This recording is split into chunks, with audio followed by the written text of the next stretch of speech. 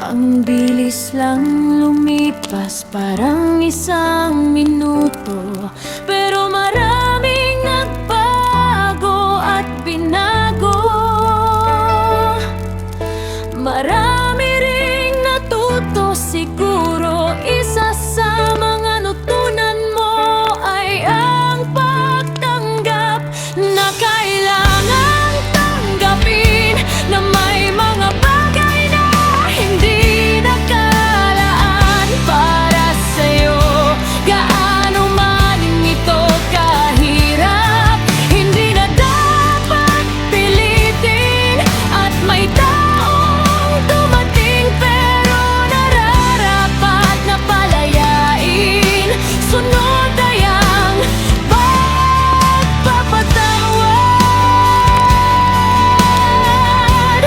Kahit alam mong hindi madali, kahit ang sakit ay nariyan pa rin at nananatili, natutunan mo ang pagpapatawad ay hindi lang naman iginagawa para sa ito.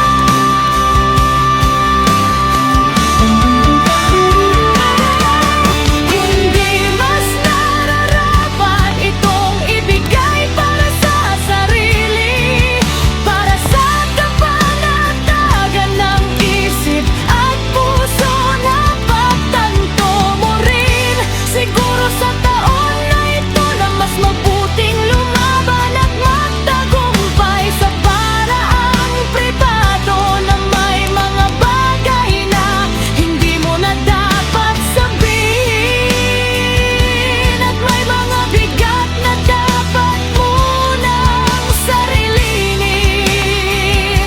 Bukod pa rito ang pagiging marahan sa damdamin ng ibang tao, na hindi lahat ng ngiti ay totoo, na hindi lahat ng malakas ay buo, sapagkat lahat ay may tagong kwento.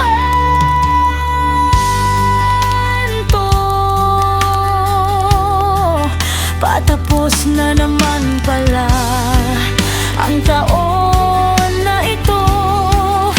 Sa susunod, lumago ka pa rin at matuto.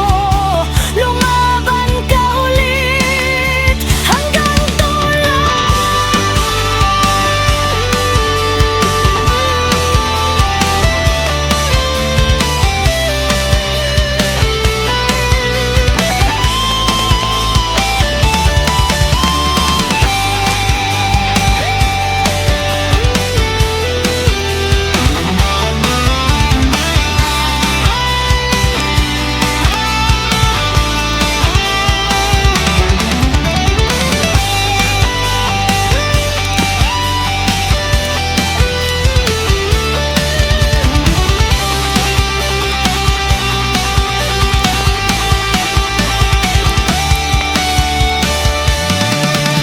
Ngayon napagtanto ko na hindi pala nakalagay sa makukulay na pambalot ang pinakamagandang regalo, at hindi makikita sa laki ang hanganan nito,